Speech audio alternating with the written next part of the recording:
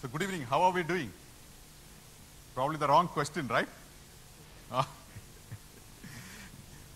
yeah, so I think few hours of cloud and the amount of knowledge that we got, and I'm kind of compelled to ask this question to you. So do you feel there is anything more left in this cloud to understand? After going through all these sessions? Not a single hand up. Yeah, so that's what even I thought. I mean, yeah, is there still anything more? So we are covered right from the security, what is the public cloud, private cloud, and the kind of different risk scenarios and all those kind of stuff. Now, so it was a very kind of challenging thing, and only after coming here I realized that one of the last session is going to be mine. So let's see how it goes, and feel free to, jump in for any questions, even in the middle. I'll be happy to answer. So what is a stretch cloud? So this was a topic given to me, and it was very much aligned to our thoughts on what is happening to this cloud computing. Now this is a slide, actually I stole this from the Gartner's prediction for 2011, and we fairly saw this happening, and we are going to see a fair bit of further progress on all these trends which was predicted. And some of these trends are again with respect to some of the mobility services. Now you would have tracked this news that this Akash tablet which was launched, so in 14 days they managed to sell 14 lakh tablets. Now, so what is this device which is going into this field? Now does it have any kind of impact to your business? Do you need to use this innovation to kind of benefit your organization? Some of the other stuff which is here, like the video, enterprise video is becoming a very kind of important thing now. It has come to a maturity where you need not put all your stuff in YouTube. So you have a birthday celebration, you have a meeting. May not be everything is the candidate for loading it into a YouTube. So can you have something within your enterprise that you can upload the video, and you might be able to use that. So similarly, some of the other stuff, the next generation analytics. Now, so when you do a data mining or a predictive analysis, is the data confined only to the data that you have within your environment? Can you take information also which is lying outside, which could be either from the social collaboration world, or it could be, for example, a weather information. Can you take that and integrate and predict certain patterns of, for example, what may be the footfalls within a retail store? So these are some of the stuff which is kind of happening today. And it is happening with very specific use cases, and it is some technology that we should always leverage. And what is interesting is, now all this technology adoption, how easy it is within an enterprise. So can you just go and, get a few architects to sit together and say that, let me launch this service within my enterprise. You will find that there's fair bit of challenge. Like someone who might say that, let's launch an enterprise video. So a few architects will sit together and say, yeah, for 1 year we will require 2 petabytes of storage. Now this will be a shock to enterprise, because enterprise, they're not seen this kind of petabyte of storage. So, but how do you kind of leverage this? So this is some interesting thoughts which is there. And can the cloud technology that we talk about, can it come to aid for helping us in some of these scenarios? So that is what we typically will discuss. So what we are seeing is, yes, so yes, adoption of some of this technology may not just should not be just limited by the technology. If it makes economic sense for the business, definitely there is a need to pursue some of these things. So that is basically the thought or the innovation that we need to bring in. So we feel this, the entire cloud revolution is something around this. The computing canvas of enterprise today is shifting from very closely knit kind of infrastructure, where you will have your customers interacting with your IT. You might have your employees interacting with this IT. You would have machines, which could be your attendance registering system or some of these security systems, all these kind of things in a closely kind of integrated manner. So this is the IT canvas which has been. So the transformation, what we are seeing from there is this new IT, where you're definitely going to have this traditional IT. So it is not going to go away. At least my personal experience, some 22 years ago, I was talking to a company for a mainframe downsizing. And in fact, I met them 2 months ago. They're still on the mainframe. So there are some legacy reasons why certain technology may not be that easily adaptable. So it is going to be a slow progress, but you will find that that customer runs only one application, base 64 on that. Rest all is on rest of the infrastructure. The same thing will happen to the IT. That is what is our feeling. Then of course you have the public cloud. We discussed a lot about Amazon, okay, some security services which is coming out of the cloud. Of course, IBM Smart Cloud, quite a bit of this kind of stuff which is around. So this public cloud, we are developing innovation there, and we want to consume some of those services. But attached to that, again, which we saw in the previous session, is the private cloud. So private cloud is something, an infrastructure, which is definitely a set of technology. It is not just a hypervisor layer. There's quite a bit of stuff more. But the difference between a conventional virtualization versus a public cloud, a private cloud, is you will be able to achieve TCO as close as what something like an Amazon is able to achieve. So if he's able to provide a machine for 2 cents per hour, you can achieve something as close as that within your own enterprise. So that is the interesting aspect. And the reason you are able to do that is it is a tightly integrated architecture. It is not like your conventional IT where you have different DMZ zones and extremely complex kind of plumbing which is required. So it's a very different kind of architecture pattern by which you are able to establish this private cloud. And of course you are going to still have your customers, systems and your employees still interfacing in a very kind of abstracted way to this canvas of computing which is spread across. So just to summarize, yes, it's definitely a technology model. It's a delivery model. So how do you consume that? It's more like a self-service kind of IT. So just like you do a self-check-in at an airport, you will be able to request for a service. Put that, just put your request and it's provision for you. And of course, it's a business model. So the CapEx versus OpEx and various other factors. So this together basically is what we feel is the new computing canvas that what we are seeing. And it's in a far better scenario to address the needs, wants, and demands of the business. So this new canvas that will be this new IT where definitely you will have all this bring your own devices, you will have some of the social networking which is there, and some of this big data analysis which there's a big buzzword is, and also about some of these device clouds that we talk about. Basically the M2M kind of stuff. And how do you move to this? So Wipro being a system integrator based on the different engagements that we are into.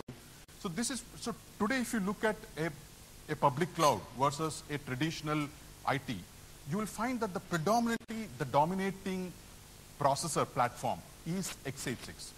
And we like it or not, that is what it is, except for some platform as a service vendor, which is Java. You could move a Java machine from here, but predominantly is an x86.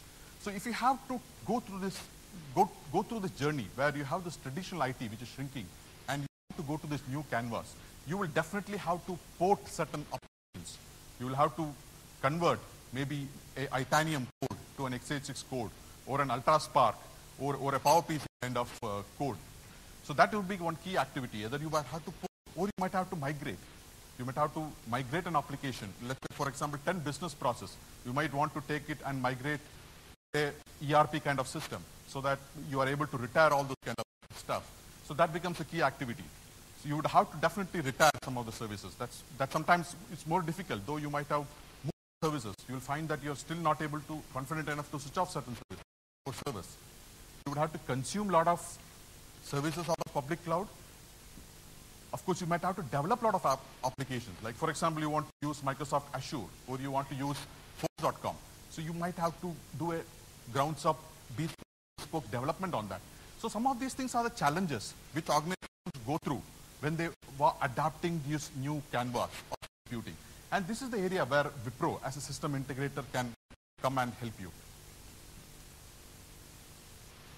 So just to take it forward, so there are various flavors of this cloud. So you have your high-performance computing platform. So today, Amazon provides instance like that, where, then you have application platform, you have development labs which is available on the internet.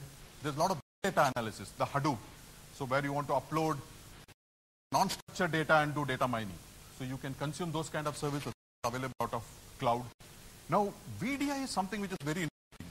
See, the virtual desktop, which you might want to put in your organization. That is, you want to transform all the big fat clients into all these VDIs will require a huge computing power at the back end. Now there is some very interesting dimensions of this which we need to understand. Why should it be a cloud? See, though today it is not called as a cloud, put up so much virtual machines and consume. See, what is interesting to know is, so when you put up a VDI environment, you end up with compute farm at the back end. So let's say you are doing 50 kind of desktop virtualization. So every 50 systems have one. So a fairly large organization can have close to systems which is running in the back end. Now if you analyze the voltage patterns of that machine, so you will find that these machines, huge Nehalem kind of boxes, they will be used only during the work hours, which is morning, let's say from 9 o'clock, evening 6 o'clock. Then again, the entire weekend. So if you actually analyze the amount of computing which is available in your enterprise, it may be as big as some of the biggest supercomputers which is available in the country. Now, can you use that? Now, if you have an infrastructure which is so reasonable, now you could actually run a lot of this big data analysis. So that entire time when this capacity is free, you do all this data with the wealth of information that you have. This kind of non-structured analysis. So together when you look at it, so that islands of capacity from there to environment, which is so seamlessly provisionable, malleable, all those kind of stuff becomes extremely compelling.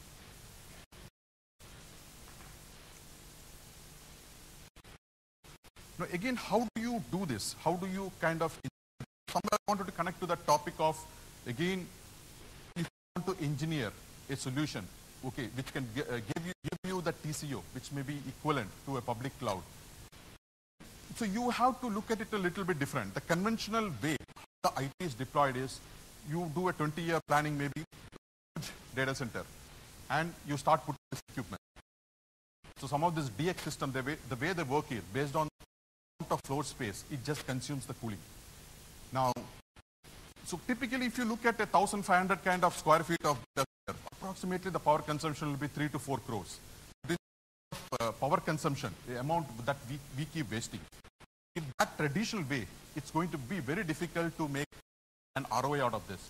So the approach is very different from what we do in a conventional data center. You basically profile your work, and so your workload could be different. You might have something which is extremely disk throughput. You will require huge disk, like for example, you're doing very specific analysis. So that could be a different kind of infrastructure which is required. There will be something which is very compute intensive, like for example, you're doing or some kind of pattern analysis or a complex event process. Those require extremely compute intensive capacity. The other one is sometimes large disk capacity. You require huge capacity, but you may use maybe once in a month some capacity. Some of them can be extremely bad. Now if you look at some of the recent statistics, 30% of internet traffic in US is Netflix. So Netflix just is delivering movies. So they require extremely huge network bandwidth. Then of course is the transaction oriented. So typically the enterprise workload, it is going to be a transaction oriented kind of. So when you look at some of these kind of workloads which is going to come, the way it is deployed, conventional approach of data center may not be the right. Because if you look at some compute intensive workloads, if you look at a rack center, the most efficient would be to provision a 30 rack density. Now a 30 kilo density is like putting 30 cooking heaters inside and switching on. It's not something for a conventional data center can take it. So these are challenges. So the most popular approach that is to go in a pod way. So in a pod approach, you re-engineer a data center from ground and you look at and provision for a specific use case. So let's say you want to do big, so you have a specific pod for that, which will be doing the whole thing. Building a huge entire data center with a fixed characteristic, you may just leave an empty floor and you would build a pod. Or a different factory where you have some space, you might want to just put a pod there and deliver services out of that. So finally, yes, so look at the right kind for your requirement and from there, take it forward and in the data center. Now you come to the profile. What is the kind of data center? And somewhere in the initial session, we were seeing that. Not require an UPS. Some might not require a generator. So looking at all those things becomes your final end facility, which you typically require to deliver the data. So one of the innovation again from Wipro is around the framework for a private cloud. Mentioning so the conventional approach of center, it is very difficult to achieve some of the TCO. So you might have to look at from ground up. So, example, so we were just discussing in one session about the server consolidation they could achieve. So from racks, they went to 9 racks. Sometimes they may not be able to go. The reason for that will never compute. It will be the network. So at one point of time, envisaged that you're going to have so many and designed a huge core network. You will have an access switch. The amount of gear which will be there. Similarly, the storage switching. These things will still remain a legacy for you, irrespective you rank 200 servers to 10 servers. Starts eating into your TCO. Now, looking at this option, looking at the data center from an end perspective and replumbing it into a different pod, you get the maximum benefit out of. So here it's a very integrated of how the compute storage stitched unified interconnect is available. Some of these features of this edge work, today you have different zones in data center. You have a DMZ zone, multiple DMZ zone sometimes, and all this kind of stuff. You take a trust no one kind of approach. That is how you these data centers. So you can seamlessly one node, one network zone to another without any kind of disruption. So you will have all the services layer, the business layer, and also the delivery layer, by which you are able to achieve a very kind of distributed service. So you will be able to literally move from one data center to another data center, or it may be to an Amazon, and it all take care of ensuring that it is a very seamless. People will not even know that a machine has moved from onto an Amazon, but of course you will have to make sure that all those things are taken care. But yes, some of the new approach to building a data center, or which is specific for private clouds. So this of Wipro is based on our experience of how we went through this for the last 3 years ago. So there was this grid compute and this on demand, and there's quite a bit of so many of this thing and this kind of stuff, and what is the candidate. So this is the engagement model that we also use when we. So right from visualizing and finding specific to your industry, is there any compliance constraint? How do you visualize that? What are the kind of services of the industry in the cloud, which is spread across, potential you can derive. So from there, once you have that clearly, this is what I visualize, you might have to take it forward and investigate and see that, yes, what of this thing, there may be a technical reason why some of these things might not be peaceful. So you might have to architect and look at the life cycle.